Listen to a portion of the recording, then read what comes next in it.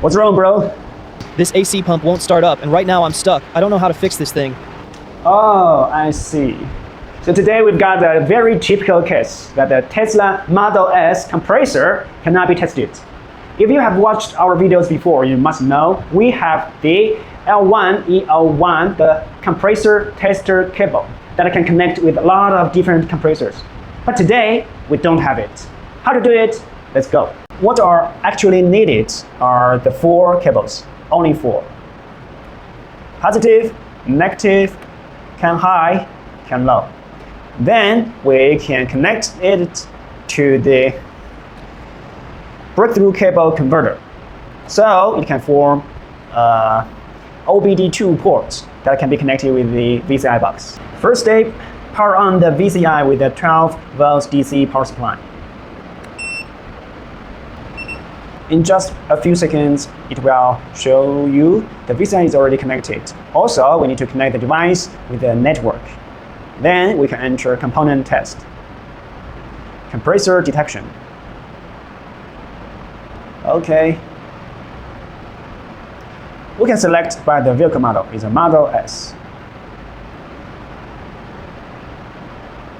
There are 3 models available. Which one should be the correct one? We can check here. Which one is the correct one? Actually, we should not choose randomly. For this one, the model is HES33. In the top right corner of this model, it is our wiring diagram. This is a key part of our entire process. We can have a look if this shape matches the actual one. Actually, it matches. On the top left, it is our 12 volts positive pin. On the top right, it is our can high pin. On the bottom left, it is our can low pin. On the bottom right, it is our negative pin. Now we can connect all the breakthrough cables to the converter. First, the positive cable to the VBB port. Then, the negative cable to GND port. And the can high cable to the, of course, can H pin.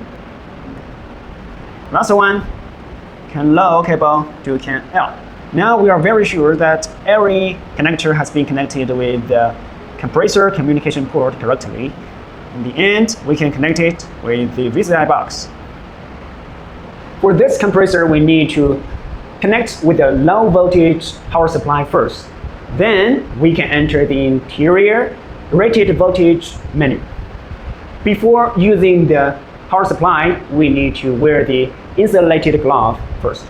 Gloves ready. First, connect the compressor input port with the output port of the power supply. And then we can set a low voltage output first, like 20 volts. Okay. Then start output to the compressor. Now let's exit wiring diagram and enter the modules menu. Okay.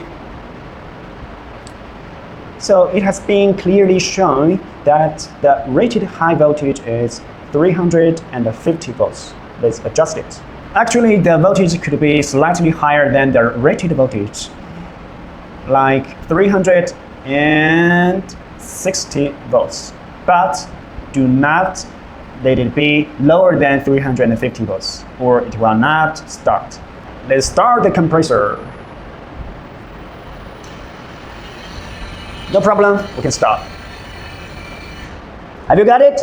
Yes. All right, if you have any problems in the future, feel free to contact me anytime. Okay.